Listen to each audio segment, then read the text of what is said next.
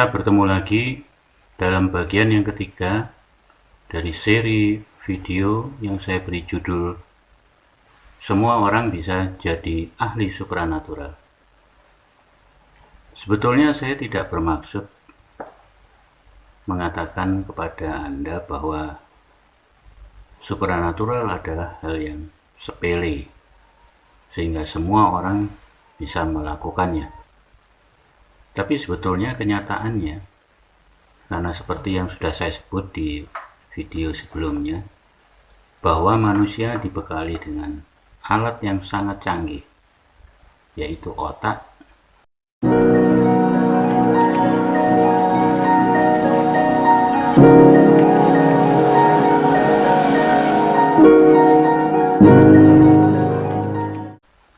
dan di dalam otak ada kemampuan-kemampuan yang tidak hanya bersifat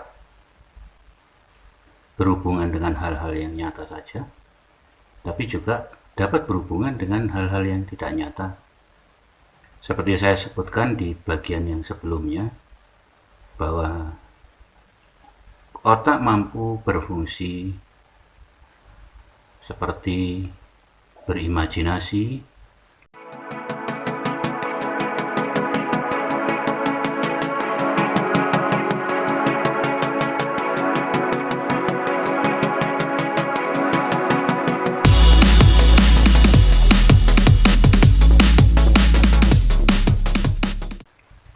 yaitu membayangkan hal-hal atau tempat-tempat atau peristiwa-peristiwa yang sama sekali belum dikenalnya. Bayangan-bayangan ini seringkali menjadi dasar daripada lahirnya karya-karya dan cara-cara baru. Kemudian otak juga mampu mensugesti,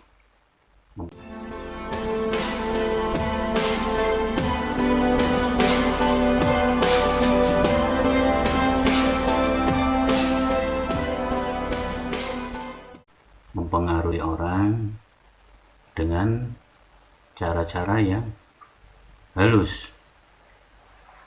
Otak mempunyai kekuatan pikiran yang kemudian digunakan di dalam sebuah kegiatan yang biasanya kita sebut hipnosis untuk mempengaruhi orang, misalnya di dalam penyembuhan melalui hipnoterapi dan lain-lain. Kemudian yang berikutnya ada kemampuan mendeteksi.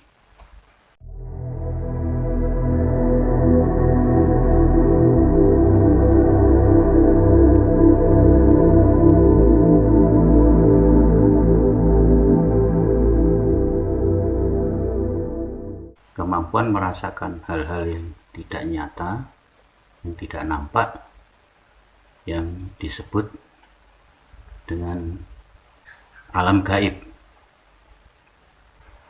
Berikutnya ada lagi kemampuan yang bersifat penglihatan ke depan, yaitu kemampuan intuisi.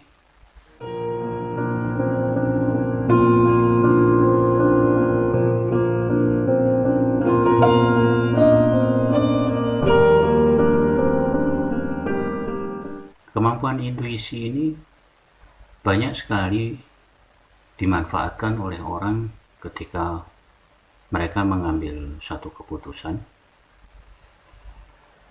Misalnya di dalam kegiatan-kegiatan yang ada hubungannya dengan pekerjaan, di dalam dunia bisnis, atau di dalam dunia kerja yang lain, di mana keputusan-keputusan harus diambil dengan segera dan cepat.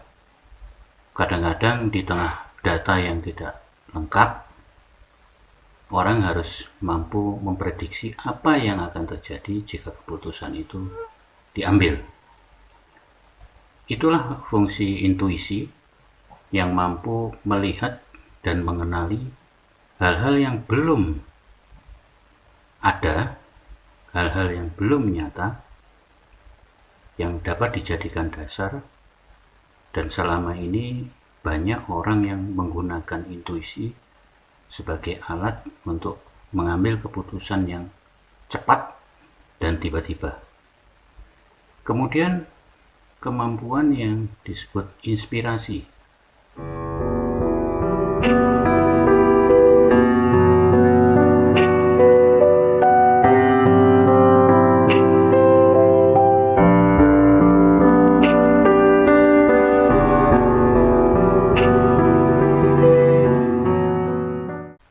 Kemampuan untuk mendapatkan sesuatu ide, baik itu di bidang seni, di bidang desain sesuatu, dan banyak sekali hal-hal yang dilahirkan yang dimulai dari sebuah ide yang sederhana yang kemudian berkembang menjadi rumit dan akhirnya menghasilkan sesuatu yang luar biasa.